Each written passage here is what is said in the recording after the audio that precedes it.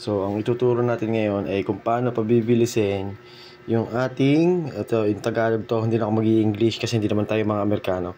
Ito.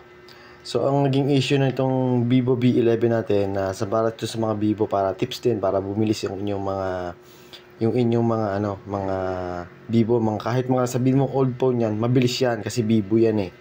Okay? Ito mo kung gano'n siya kabilis. Yan, fingerprint ko. Yan o. Okay? Ang bilis niyang bumukas. Oh. Wala siyang lag, wala siyang delay. Kasi ang sikreto niyan ay nandito. Panoorin niyo itong mga video to ha. Tips lang to, maikli lang to. Ito, punta tayo sa Google. Tapos type niyo yung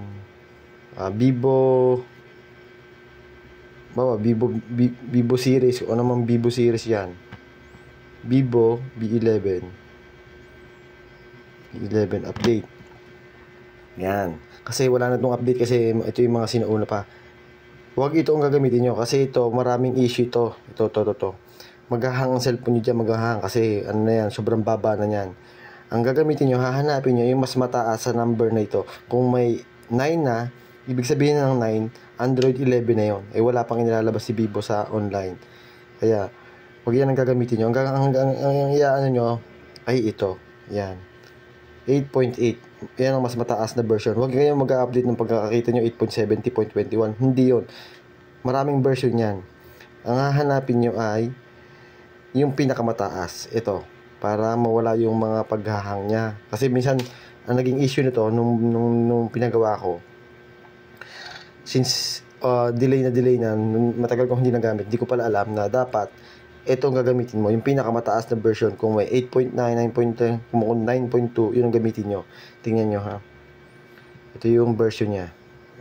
Punta tayo settings. 8.8 na to. Yan. Ito yung latest version. Ayan o. Yun. 8.8. Hanapin nyo yung pinakamataas. Kung mayroong pinakamataas kayo makikita sa online, yun lang. Para bumilis ang inyong ganito. Kahit sabihin nyo lang ano lang yun, propaganda lang yun na hindi na magagamit ang mga ganito. Kung tutusin, ito nga yung mga magagandang processor. Kasi ito ay Vivo V series. Kumbaga ito yung mga high-end nila. Yan o. Ito mga fingerprint ko, ang bilis. Tingnan natin. Isa pa nga. Madumi yung kamay ko kasi nag-iimis ako ng yung mga buzzer dyan. Yung ano ba?